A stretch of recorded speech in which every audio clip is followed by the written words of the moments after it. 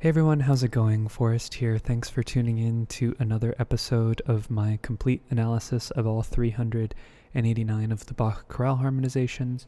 We're going to be looking at Erschienen ist der herrliche Tag, which translates to Here shining is the splendid day. Something about a splendid day arriving. I've seen a couple of different translations for them, so something about a splendid day being here. The splendid day has arrived. Probably about the coming of Jesus or something like that. I don't know. That being said, this chorale has some interesting modulation structure to it. But as far as chorales are concerned, pretty straightforward. I think the biggest change for today's, and you can probably hear the excitement in my voice, is the style of the notation. I decided to try and export the MIDI that I use for my chorales and just try and put it into my engraving software, and it worked out pretty well. It did not take very long, and it's something that I'm going to be doing from now on, moving forward. So I'm excited for that. Let's get into the analysis. We're in the key of E minor. Our first chord is an E minor chord, and our last chord is an E major chord. I think it's pretty easy to say or determine that we are in the key of E minor, and we start off in E minor. However, if we look at our first cadence, we have a perfect authentic cadence in the key of A major, and we get a modulation somewhere in these first three bars. But starting with E minor will determine where it happens. So we have passing tones in the lower voices, G, B, B, B, E. The alto and the tenor are singing the same note. We get a first inversion E minor triad, and then we get an A major triad. So an A major triad is either a result of this sort of being an E Dorian sound or the result of it being E melodic minor.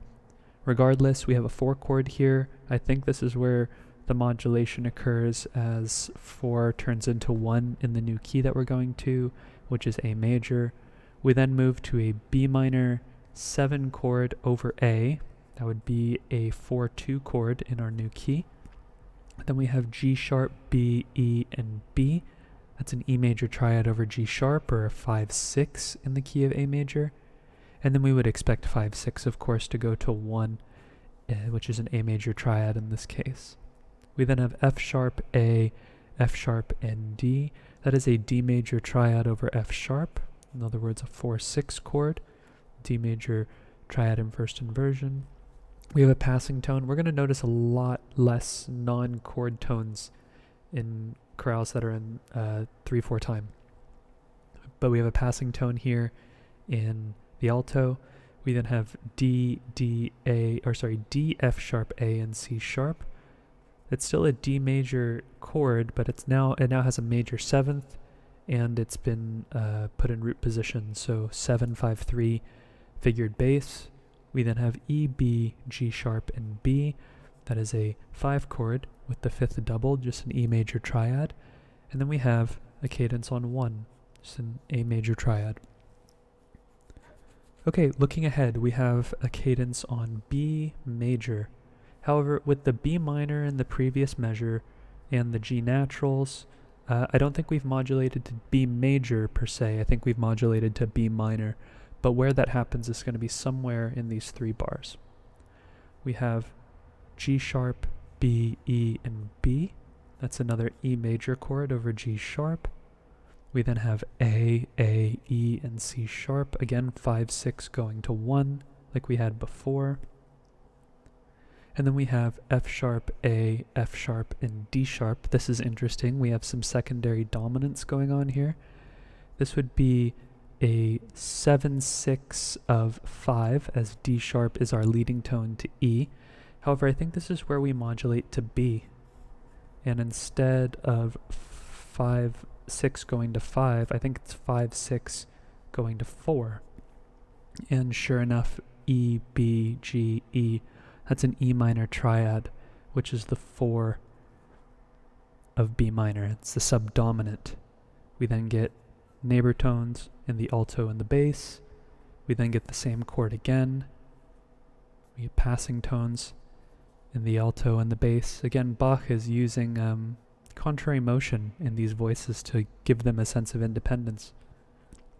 We then get G, B, E, and B. That is a E minor triad again, but this time it is inverted over the G.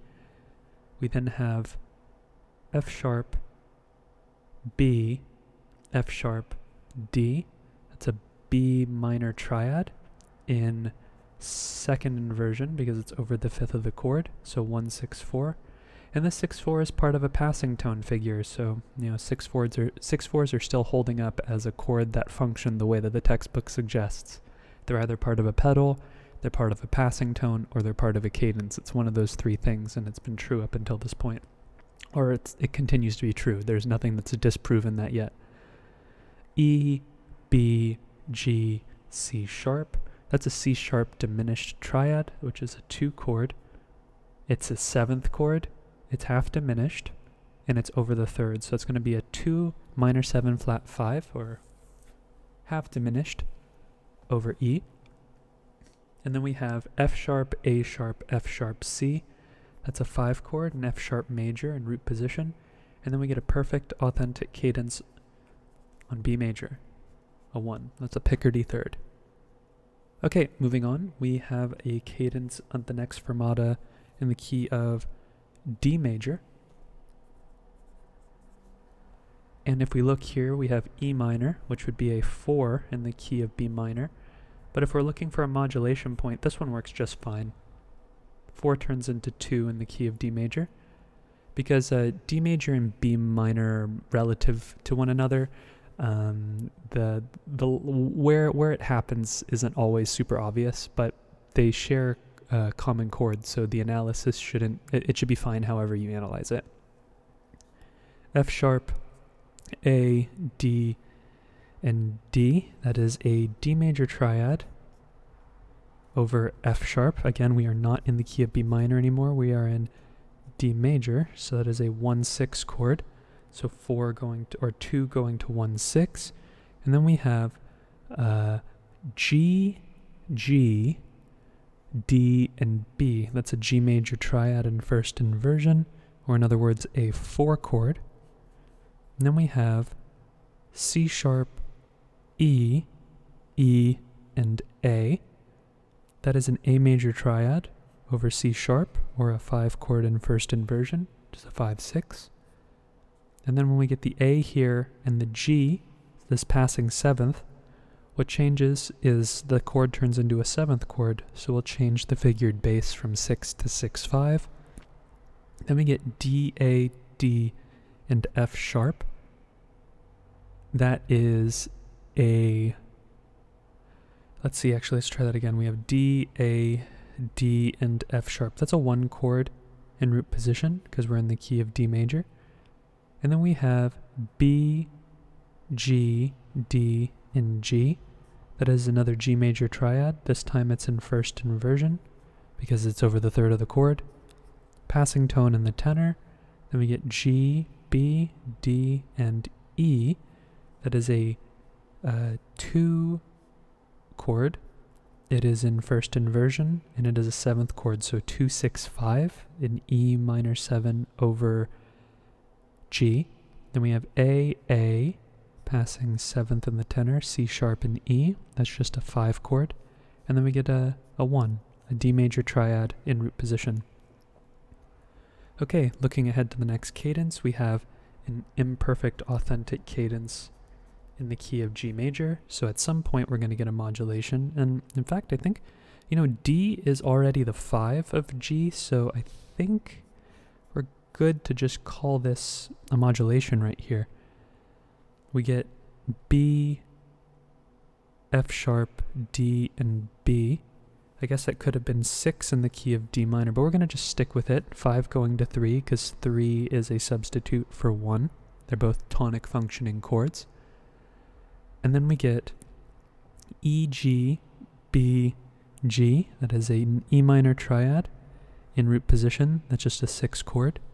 And then we get E, C, E, G. That is a C major triad in first inversion. So 4/6 chord. In other words, E major over C. Then we get F sharp, C, D, A. That is a D7 chord over F sharp. In other words, a 5 chord, or 5-7 chord in first inversion, so a 5-6-5. Then we get G, B, D, B. We would expect the 5-6-5 to go to 1, as it typically does in Bach's progressions. Then we have D sharp, B, F sharp, and A. That is a B7 chord over D sharp, or in other words, 5-6-5 of 6, because it is of B major is the dominant of E minor, so we would expect that to go to an E minor triad. E, B, E, G. That is a 6 chord, as we would expect that to go. Get a passing tone in the tenor here, and then we get B, D, F sharp, and B.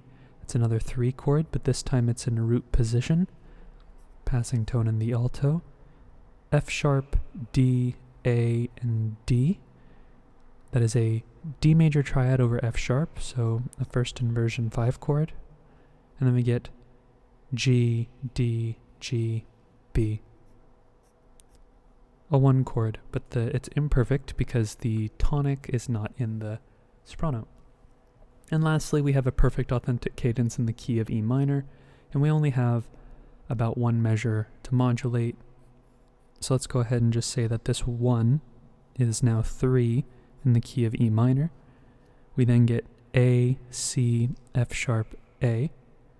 That is a F sharp diminished triad in first inversion, or in other words, a 2 diminished 6. Then we get B, G, E, and G. That is an E minor triad in second inversion, or in other words, a 1-6-4. Then we get B, A, E, and F sharp. I think really what's being implied here is a big 5-7, and this is just a suspension because it resolves to D sharp over here. So these are really just non-chord tones, like here, for example. And if you imagine this E right here, it's also a non-chord tone. And sometimes we use bracket notation, like so, to signify that the chords are related to one another. And I already wrote the 1 in at the beginning because I was identifying the key and I was just knocking it out. Okay, so that is the chorale for today. Erschienen ist der herrliche Tag. Here shining is the splendid day. It's a pretty straightforward chorale. Actually really easy to analyze. I'm going to put this one in my back pocket for my students if I give them a chorale to analyze with some light modulation and some light secondary dominance. There was really no curveballs thrown here in comparison to the other chorales we've been looking at recently, especially the ones with modal infusion. But that being said, thanks for watching the video. Thank you for continuing to support the channel. I'm looking forward to doing analysis with these new scores, and take care. Thanks for watching.